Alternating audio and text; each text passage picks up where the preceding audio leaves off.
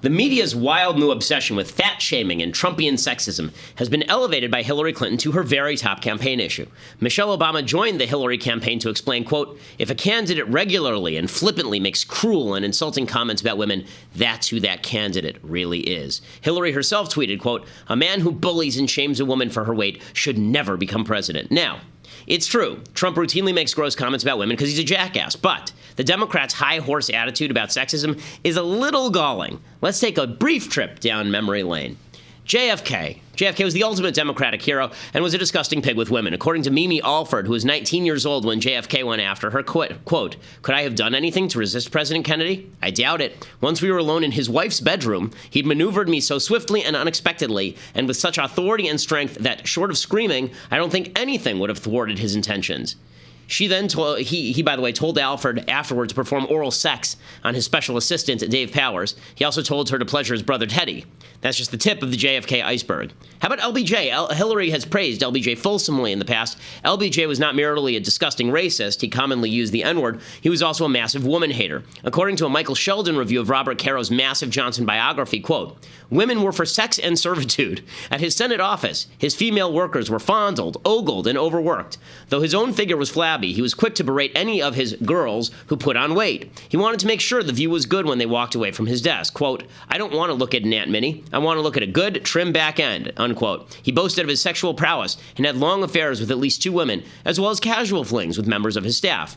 How about Bill and, Hillary Clinton? Bill Clinton allegedly raped one woman, and his wife Hillary allegedly intimidated her. Bill sexually harassed a bevy of other women, and Hillary allegedly ran a war room to fight bimbo eruptions. She referred to Jennifer Flowers as trailer trash. She called Monica Lewinsky a narcissistic Looney Tune. But hey, folks, anybody who makes cruel and insulting comments about women should not be president. By the way, the Obama White House has been rocked by charges of sexism, too. Christina Romer, the former head of Obama's Council of Economic Advisors, she said she, quote, "felt like a piece of meat" while working in the Obama White House. Anita Dunn, former White House communications director, she said the Obama White House, quote, "actually fit all of the classical legal requirements for a genuinely hostile workplace to women." Obama spent his presidency golfing with men only, as Katie Pavlich points out in her book. As I've pointed out before, one of the things I hate about this election is the "they did it too" excuse. It's not a good excuse for sexism or being a pig. But Hillary is actually applying a standard. If you've ever done anything sexist to a woman or said anything nasty to a woman publicly, you can't be president. Well, if that's the standard, that goes for every Democratic president for the last 50 years outside of Jimmy Carter. And there goes Hillary Clinton. I'm Ben Shapiro. This is The Ben Shapiro Show. Alrighty, so much to get to here on the Ben Shapiro Show today. We're going to be joined in just a moment by Andrew Klavan, and this will be a controversial segment. We're going to actually battle it out. I asked Drew earlier on if I could gradually drape him in Jewish ceremonial gear as this interview went on. Unfortunately, he turned that down, so his soul is lost to us forever. But we'll talk about why he turned from Judaism or from secular Judaism to Christianity. We'll get to that in just a second. Plus, we're going to talk about Hillary and fat people and all the things Democrats want us to talk about, like Hillary and fat people. So we'll talk about all of that. But first, we have to say hello to our friends over at Birch Gold. If you are concerned about the economy, if you're worried that the economy is in a slow growth mode, hint, it is. Today was another economic report, less than 2% GDP growth. It's another quarter of bad growth for Obama. If you're worried that the stock market's inflated and you're looking for a place to sort of harvest your gains and make sure that you don't get busted in the economy, Birch Gold Group is the place to go. birchgold.com/Ben. Make sure you use the /Ben so they know that we sent you, and they continue to advertise with us, and that keeps all of these unemployable undesirables around here. And if you want to invest in your IRA, your 401k, move it over to precious metals, you can call them at Birch Gold Group, 800-496-6663, 800-496-6663, and they'll give you a free comprehensive kit, 16-page kit about gold and precious metals and how you can invest in them. Ask all your questions. Make sure you ask every question that you have so that you make sure this is something you want to do. And then when you want to do it, these are the people you should trust to actually make the investment in precious metals over at Birch Gold Group. Okay, so we're very, very excited to welcome to the show Andrew Klavan. He's in august company. I mean, yesterday we had Thomas Sowell, and then we just went down about 9 levels. And we found the person in closest proximity, basically. I mean, literally, Drew's studio is 5 feet away. I just want to see how a real podcast was done. Yeah, no, it's very exciting. And so welcome to a real podcast. And so Drew has a new book out called The Great Good Thing that I get tons of crap for posting on my Facebook page. Do you get attacked for that? Oh, sure, because The Great Good Thing, which, by the way, I mean, I love Drew. He doesn't know how to title his books. The book, the subtitle is more accurate. And if he wanted it to be on the bestseller list, that's where he would have started. A secular Jew comes to faith in Christ. So the reason I get a lot of crap for this is because obviously, as an Orthodox Jew, this to me is a tragic story, right? I mean, this is not, as a Jew, I'm not big on people converting away from Judaism toward Christianity, obviously. But the reason that I posted is because I've actually read the book. And so for me, I've actually told rabbis that one of the things they should do is assign this book to parents as sort of a cautionary tale. You know, from my angle as an Orthodox Jew, what's fascinating about the book is that, you know, it's called The Secular Jew Comes to Faith in Christ, but I want to ask you what you mean by secular Jew, because the truth is that it's sort of a contradiction in terms. For a religious Jew, just like for, you know, now you're a practicing Christian, the idea of a secular Christian doesn't make any sense. So for me, a secular Jew is just somebody who's born into a Jewish family but had no clue about kind of what authentic Judaism is. So, and why don't you give kind of the background as to the Jewish home that you grew up in? Right. Well, I mean, I use it very purposely. I completely agree. There's no such thing as a secular Jew. It just is. It's a contradiction. It's an oxymoron. But I grew up in a home where my father was very dedicated to teaching us the tradition. We went to Hebrew school. I was bar mitzvahed, the whole thing. My parents didn't really believe in God. You know, my mother was the most convicted atheist I have ever met. I mean, she died not believe, she'd think it was all nonsense. And whenever, you know, as kids, they would lie to us a little bit. But my mother, whenever you got her going, she would, that's all nonsense. Don't give me that. And my father, as I say in the book, he didn't want to play games with a gigantic invisible Jew who could give you cancer just by thinking about it, you know. He wouldn't, you know, but he hedged his bets, but he didn't really believe the way you and I both believe. Right. And so for me, who has had this lifelong insistence that things make sense, that the words coming out of my mouth have some correlation to reality as it is, or even internal reality, I just found the entire thing absolute hypocrisy and nonsense. So by the time I was bar mitzvahed, I was standing up in front of people, and I've only done this once in my life, and this is it, standing up in front of people saying words that I knew for a fact weren't true, saying I believed in things that I knew for a fact weren't true. And I talk about how in the book, you know, you got all this gelt in those days, you got a lot of jewelry and all this stuff. And after 6 months, I crept out when everyone was asleep, and I threw it all away, which should have gotten me thrown out of Judaism right there.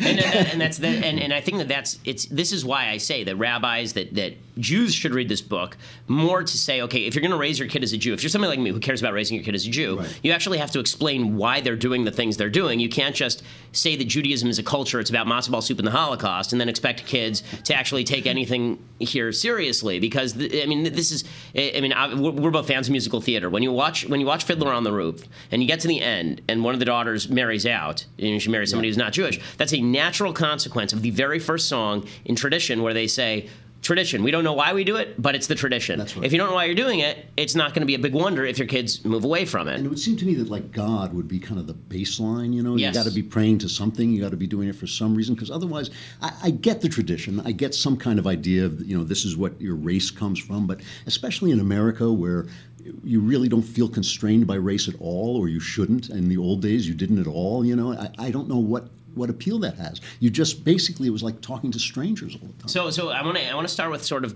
asking you about your transition to becoming a religious person, and then we can get into the Jew versus Christian aspect of this. So because there's the part, just like Judaism versus Christianity, the first part I'm with you, the second part I'm not. So when it comes to your transition to religion, because you were an atheist for a while, what was it that triggered you? And you talk about it in The Great Good Thing, but what was it that triggered you to move from atheistic secular humanism essentially to you know, conservative religious person? Well, when I was coming up in college, it was when that leftist wave of relativism was first coming in, and the idea that there was no such thing as good, nothing good or bad, but thinking makes it so, you know, from Hamlet and all this stuff, and multiculturalism, one culture is just as good as another. the evidence of mine eyes, was enough for me to start thinking that's not true. And there were things that I read and thought along the way, like Dostoevsky's Crime and Punishment. I remember sitting and reading Dostoevsky's Crime and Punishment, which is basically one long argument against Nietzsche and relativism, and just thinking like, oh, wait, that really works. And I can't accept that. And as that went on, I just started to realize that you cannot have a moral universe without a moral arbiter. You cannot have a moral universe without an ultimate good. And the nature of that good, I won't go into the whole philosophical idea of it, but the nature of that good struck me as a conscious good, with a will. It struck me as God. And so after a while, that just started to become unavoidable to me. And remember, I'm writing all these books. I'm living in the postmodern world. I'm living with postmodern people. That was why I subtitled the book A Secular Jew. I wanted people to understand that I was living in New York, in Hollywood, in London. Those are the places I worked. Those are the people I knew, where to say anything about God was to brand yourself as a rube, So it was just very slowly that I started to realize that I was swimming in this water, but the land was over there, and I had to go. And really what happened one night, I was reading a book in which one of the characters I admired said a prayer. And so I said a prayer. And that transformed everything. And I realized that it had linked my rational mind to my heart. And I thought, that really changes everything. And once I realized that the world was a much more joyous place when I was in contact with God, that just decided. That's one of the things that's really nice about your personal experience is that you talk at length about the value for you of prayer, and you had some very spiritual experiences along the way, and so that, which begs the second question. So I think there are a lot of people who believe in God, and then brings them to the second question, which is, okay, well, why the Bible? Right. Why not just so there's a God who's moral in the universe, and why can't we just be like the supposedly deistic founders? Obviously, they're much more Christian than people want to give them credit for. But the idea that God's just a giant clockmaker and he's built into the system self-evident truths, the way that Jefferson puts it. Why do you need the Bible? Why is the Bible important? Well, I came to the Bible in a completely secular way. I wanted to be a writer. I started reading all these books that I loved, and I loved all the detective stories. And I realized that the detective stories and Ernest Hemingway, those guy writers that I really liked growing up, that they all had connections to King Arthur's myths. So I started to read King Arthur's myths. And then I realized that Christianity was at the core of this. So I started to read the Bible, the New Testament, what we call God of the Bible. Exactly. I mean, I know what you're talking about. We just put it in the fiction section. You guys put it in the nonfiction. I understand. Right. So I started to read it as a purely literary exercise. And I had to go out and buy one because we didn't have one in the house. And I got one with Jesus' words in red.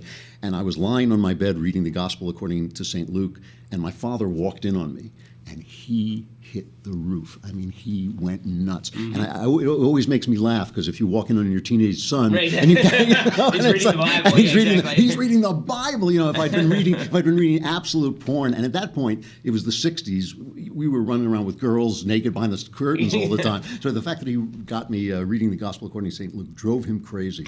But it was completely secular. But what happened was, as I started to teach myself literature, as I started to teach myself the culture, I realized that it was at the center of the entire logic of everything we are. Like nobody, and this includes Jewish people, I think, too, nobody in the West speaks anything that isn't in some way tinged and connected to Christianity. Now, if you're Jewish, I think it also goes back through Christianity to something older. I agree. Which is what Maimonides says. Maimonides' take on Christianity is that basically Christianity, and he even says this about Islam, although to a lesser extent, that these were kind of almost like the publicity wing. This is what popularized these ideas to the rest of the world, and then made them big. And it made them reach out, and it made them non-tribal too, which is important. Right. Yeah. So the Bible was always.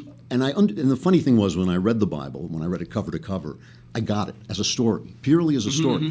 It made sense to me. It made sense to me that you have this relationship, you fall out of it, a people is chosen as a doorway to let God back into the world. It all made sense. I got the story. And so when I started to think about God, I think that was the God I was thinking of, even before I knew it was. So what do you? Okay, so now let's get to the places where we disagree, because we've gotten to all the places where we agree, and so we'll both get screamed at for not disagreeing enough. So obviously, my view as a Jew is that my personal view of Jesus is that Jesus was a normal Orthodox Jew who is trying to, and this is sort of what Chaim Jacobi writes in his books about I don't know if you've ever read any of his books, sort of about the historicity of Jesus. Is what he says is that basically he was an Orthodox Jew who tried to lead a revolt against the Romans and was undercut and was crucified, just like 1,000 other people who had that, but there was a religious movement that was built up around him, essentially. And a lot of kind of foreign ideologies were grafted onto Judaism, including some Gnostic ideas about virgin birth and various kind of other things that were happening at the time. So number one,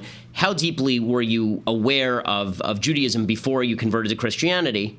And number two, why do you find the historicity of Christianity to be a fulfillment of Judaism as opposed to just we're right and Christianity is an offshoot? Okay. Well, the first thing is that I really take a little bit of umbrage. The attack I get most often from Jewish people is, you can't converse unless you become a Jew first. You have to know your own religion. And my problem with that, and I think you would probably agree, it wasn't my religion. Agreed. So it's like I don't know about Zoroastrianism that much either. And I mean, this is one of the problems with just the Jewish religion inherently connects ethnic Judaism to religious Judaism because you have to be ethnically Jewish. Right. You can convert into Judaism, but if you are ethnically Jewish, and you know this obviously, is that according to me, you're still Jewish, right? Even after you convert to Christianity, you're still a Jew. Now, I know that you're a practicing Christian, and that's your prerogative, obviously. Right. But according to my religious belief, you're still a Jew. So it creates this. But I'm not still a religious Jew. No, not at all. But you're a Jew who's not fulfilling your Jewish obligations, right? Just like any other Jew who doesn't fulfill their Jewish obligations. Okay. So that's sort of how it works. So that's where that's coming from, I think, when you're getting that critique. Obviously, look, as an independent human being, you can do whatever you want. Right. You don't have to study Judaism and then reject that in favor of Christian. And then I think that's an important point because that's not what the book is about. The book isn't about I deeply investigated Judaism, decided it was false, and decided Christianity was true. No, not at all. And I hate playing competitive religions anyway. Exactly, it's ridiculous. But I will say this, just from my internal world, just speaking as a spiritual guy who really cares about this stuff. I never felt like a Jew until I became a Christian, and that is absolutely true. I mean, when I was baptized, first of all, the idea of baptism came to me as a shock. I mean, I was praying for about 5 years and had developed a very deep relationship with God, but no theology. I didn't want a theology. I didn't want, who cares? Yeah. And one day, I really felt that my life had been transformed by prayer, and I said to God, "What can I do for you?" Because I thought, like you're God, I'm like some guy, Right. It's like, and it came back to me immediately and powerfully. You should be baptized. And I remember spitting the words out loud. You got to be kidding me! What on earth? And it was going back then to the New Testament and reading it in belief. That's what transformed me. And the idea, I've read a lot of historical stuff about Jesus, and I find it kind of empty. And one of the things is that it is the natural inclination of historians to debunk. It is natural to them. And the greatest story, of course, is the story of Troy. It's just a poem, it's just a myth and all this stuff. And there's one guy keeps saying, no, I think this is true. When I read stories like going into the empty tomb and finding this cloth was rolled up this way and this cloth was, I'm a guy who's read stories and studied stories all my life. That sounds like an eyewitness account to me. But I wouldn't even argue with it because until you believe, there's no evidence. And once you believe, the evidence is all around. I mean, I think that's the way it works. It's like it's not something you can argue with people about or convince people about. Well, I agree with this. I mean, that at a certain point, that whatever religion you believe, there is an inherent leap of faith that takes place. I mean, to believe, if you're a Jew, the belief that God came down on a mountaintop and spoke to 600,000 people, that's a leap of faith. Nobody's ever seen that happen in the modern world, obviously. Right. And the same thing is true in Christianity. Look, as a Jew, it's a point of sadness whenever somebody who's ethnically Jewish, does not, never had the opportunity to really, look at their own religion before looking at Christianity. But I'm not going to fault somebody for looking at Christianity and saying this is the truth that I found here, because you're a thinking adult human being, and so this is why I think it's important to have the conversation not as a matter of comparative religion, because again we can agree to disagree, and I can be sad about your decisions, and you can be sad about mine, right? I mean, as a Christian. Presumably, you'd want me to come along with you. So I was hoping to come on and just touch your head, and you'd just exactly, a bolt of light would emanate from me. Yeah, exactly. But I think that the reason that the book is important for people who are wondering whether they should buy it, the reason that it's important is because it really is a lot less about specific Christian faith. Maybe that'll be another one of your books, but it's a lot more about, like, as a Jew, I read it and I agreed with 95% of it. Right, you just drop Jesus' name, and I agree with 100% of it, basically. And I think that it's more of a fascinating rebuke of secular morality than anything I've ever read. I mean, it is a ringing rebuke of the idea that you can have a workable society founded on the basis of secularism, but even to a certain extent on an individual level. You can live that way. Obviously, we both believe that there are atheists and agnostics who are great people who do wonderful things for the world and live a moral lifestyle. But there is at root, everybody is living in this world of morality that whether you like it or not, you can pretend you're not, but you're living in this world of morality. And that's the whole thing. The only reason, it took me, it was 10 years after my baptism that I wrote the book, because who really thinks my life story is worth telling, But it's occurred to me that everybody is living in this world where the assumption is you're an idiot if you believe. Mm-hmm. The assumption is there's something offbeat about you. And I just wanted to, I just put it out there because I was there. I had no reason to convert. I had no reason to change. I was living a good life. I was living a good life. When I said that prayer. It wasn't like you were in the depths of despair and suddenly, boom, you found religion.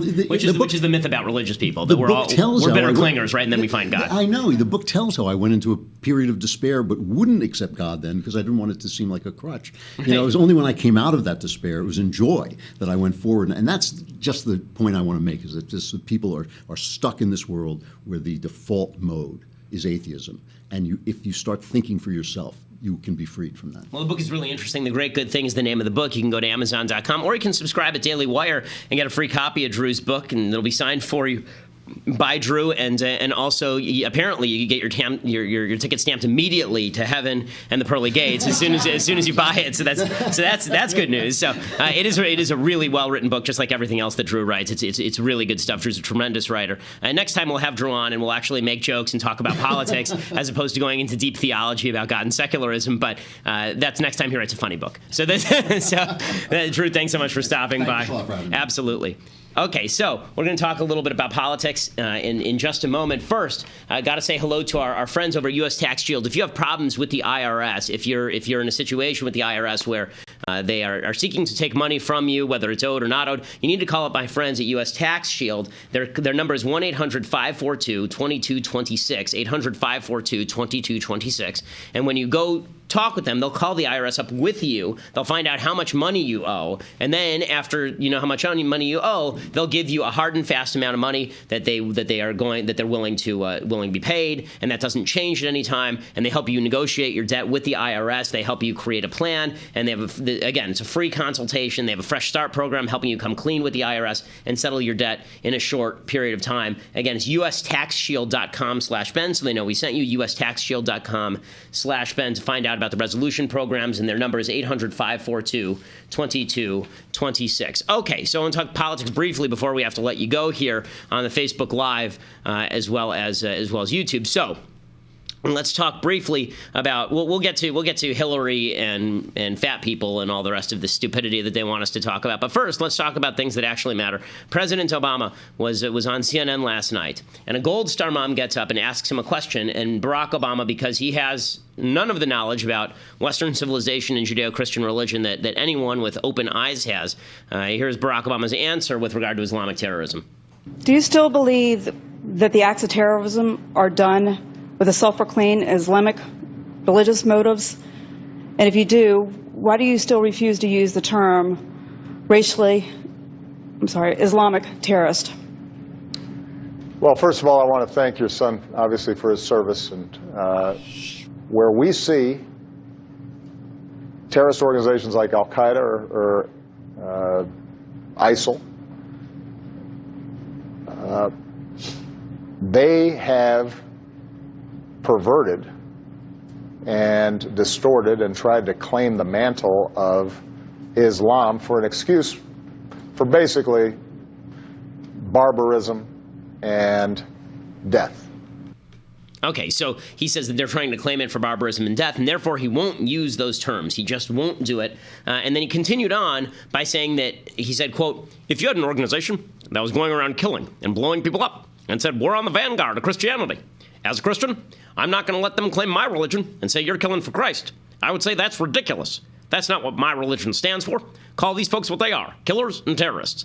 Okay, there are several problems with this. First of all, every time he mentions Islamic terrorism, he pretends that there's this giant wave of Jesus freaks who are running around blowing people up and shooting them in malls, and it isn't happening, okay? He has to make up a Christian terrorist group in order to not talk about Islamic terrorist groups, right? There are Islamic terrorist groups. There are state-funded, state-backed Islamic terrorist groups. Right? ISIS is its own state. Iran is the #1 funder of terrorism in the entire world, and they are a state. They're an Islamic state. They're the Islamic Republic of Iran. Right? Saudi Arabia, we just passed a bill yesterday saying that people can sue members of the government of Saudi Arabia over terrorism because of the connections between members of the Saudi government and people like the terrorists in Al-Qaeda. And he's pretending that Christianity is the same thing. Well, if they're Christian terrorists, then I'd feel bad about that. So I wouldn't, if I were a Muslim, I'd feel bad. Yeah, except that there is no such connection between Christians and so-called Christian terrorists. There just isn't. The numbers don't justify that. There are a ton of suicide bombings last year. All of them were Islamic, I think, except for one. And that one was still by somebody who was associated with Islam, as far as I know. So they were all basically Islamic. The terrorism that's happening all around the world, it's happening only in the Islamic community. And so, you know, there are exceptions, but they're rare. That is to say that when Barack Obama tries to compare Christian terrorism and Islamic terrorism, it's idiotic. It's just idiotic. The question isn't, I don't like to get into the whole, does the Quran push terrorism versus does the Bible push terrorism? I don't care about that. I care about the adherence. The adherence. Okay, the fact is, I did this video that's gotten a lot of flack from the left where I broke down the poll numbers on how many people in various Muslim countries believe in honor killings and believe in the rule of Sharia law. Not just they want to go to Islamic court to deal with their finances, but like actual Sharia law and criminal law, hands chopped off, penalties for blasphemy, that kind of stuff. And you're talking hundreds of millions of people who believe these kinds of things. And if those are connected to terrorism, which a lot of those ideas seem to be, then maybe you start connecting those ideas to terrorism in order to fight them. Number two, equating the global Christian reaction to terrorism to global Islamic reaction is ridiculous. He says, as a Christian, I wouldn't be happy with that. Right. If there were an act of Christian terrorism, every Christian in America would be out front condemning it, all of them. Now, there are some Muslims who condemn acts of terrorism. There are also lots more Muslims who are openly rallying in the streets to lock up people who blaspheme the Prophet if they draw a cartoon. Right? The fact is that there are riots every time a woman exposes, is in a bikini in an Islamic country. And that happened, I think, in Nigeria about 5 years ago. So this sort of equation just doesn't exist. Finally, this is why Trump is rising on this particular issue. Obama's failure to label terrorism what it is, Islamic terrorism, it trickles down to policy. So it trickles down in a few ways. One, it means that when we see a red flag like, oh, the guy visited Saudi Arabia and he came back with his wife from Hajj and then he's on sites that are ISIS-friendly, we go, oh, well, I don't see anything really suspicious. They're like, the ISIS-friendly thing is weird, but I'm not going to look at the trip on Hajj to Saudi Arabia and picking up his wife there from Pakistan. I'm not going to see that as a problem. And that's how you end up with the killers in San Bernardino. Right? We treat it as though it's not a red flag. Of course it's a red flag. Extreme Islam is a red flag. Extremist Islam, radical Islam is a red flag. When connected with other red flags, it's obviously a problem. And people in government have been punished there are whistleblowers who have come out and said the Department of Homeland Security has wiped databases if those databases contain information about Islamic terrorist groups that are overbroad. More than that, Americans are intimidated into failing to report suspicious activities by Muslims. Right? And this is one of the ideas of the lawfare movement that's been happening over Islamophobia. And I'm being sued. I'm not going to talk about this for legal reasons too much. I'm supposedly being sued. I am being sued by Clockboy and his father over the fact that I said back in last year that I thought that the whole thing was a setup, that I thought that the entire routine was they went in there with a device that looked like a bomb. And I'll play the tape at some point. What I said is I thought that, and it was opinion, right? Opinion, which is protected by the First Amendment. But the idea was that if you express an opinion that this was not a case of Islamophobia, this was actually a case that was meant to generate headlines about Islamophobia, then you get sued. And the idea is, okay, if we can shut everybody down and shut them up, then people will simply stop talking about this kind of thing. Okay, well, it's all fun and games until somebody actually walks into a school with a device that looks like a bomb and it ain't a clock.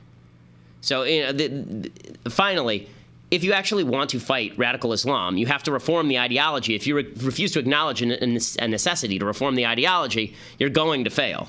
Right? General Abdel Fattah al-Sisi, who's the dictator of Egypt, he's talked about reforming Islam. President Obama is completely ignoring him, pretending it's not relevant. So that's why when Trump says it's important to mention radical Islamic terror, that's true. I don't know if Trump knows why it's true, but it's certainly true, and Americans are resonating to that. Okay, so we have to cut off here. You got plenty extra today, so you should be very grateful. But if you want even more, you need to go to dailywire.com, $8 a month, and you can watch the rest of the show live. Plus, today is the mailbag, so we'll be doing live response. If you want to write in to the mailbag during the show, we'll read off your responses live. We'll do like a live Q&A on the show in just a few minutes here. Plus, if you get the annual subscription, then you get Drew's new book that we just talked about, The Great Good Thing, signed by Drew, and as I mentioned, an automatic pass into the pearly gates, and St. Peter will. So if you believe in Jesus, this is a good thing to do. If you don't, then screw it. Like if you're like me, then you don't need the pass to the pearly gates because you don't believe that's how it's going to go anyway. But if you actually believe all this stuff, then pick up Drew's book, and it's like Willy Wonka's golden ticket. I think that inside one of the copies is an actual golden ticket to heaven.